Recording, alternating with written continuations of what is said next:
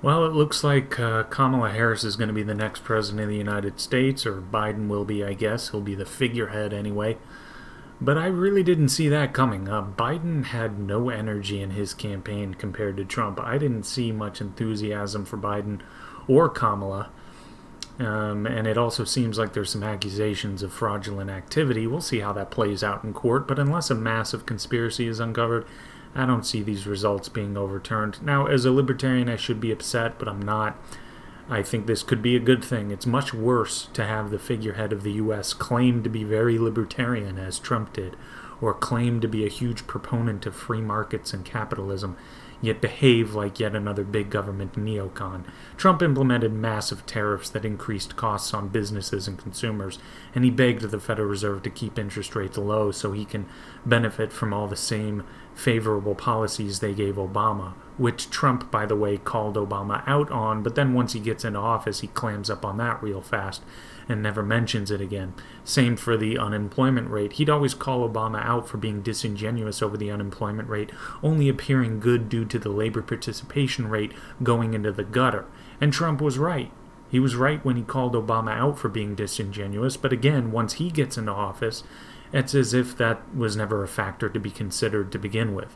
It's much worse in the long run to have someone in office like that than someone like Kamala Harris, who outright says she wants private health insurance to be a thing of the past, or Biden, who wants to completely rid us of the oil industry, or to enact Biden care, which I'm sure is going to be a nightmare. At least we can see their cards, so when they fail, we'll know what to blame, which certainly won't be free market capitalism. Now, this is not to say that regardless of who is in the office, there won't be a good chunk of people that will always twist and contort reality to blame it on capitalism. Hell, Jacobin Magazine, my favorite socialist rag, just published this piece on how Donald Trump was the embodiment of market principles and that he was forged by the American free market. It's just ridiculous. Again, in what world are massive tariffs a product of the free market? On what planet is an overactive central bank a mechanism coming from market forces? Does it seriously need to be pointed out that the Federal Reserve is in no sense a free market institution? It isn't, and Trump was not a free market president. But that was not the worst thing about him. The worst thing about him is that way too many people thought he was a free market president. So when the house of cards falls, they erroneously blame it on a free market, which we never had to begin with. With Biden and Harris, at least having them at the helm makes it slightly more difficult to sell that narrative and to criticize free markets. I mean, imagine Jacobin here posting a similar article in 4 years saying Biden was a monster forged by the American free market. It will make less sense than what this says, because at least I can see how people think Trump was all about free market capitalism, whereas Biden and certainly Kamala Harris are in no way, on the face of it, in support of free market capitalism. So it'll make no sense if they ever decide to write an article like that.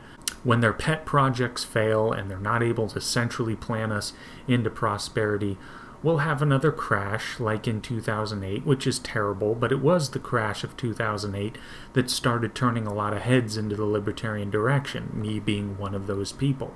That doesn't mean that we win everything from there on out. It doesn't mean we beat out everyone.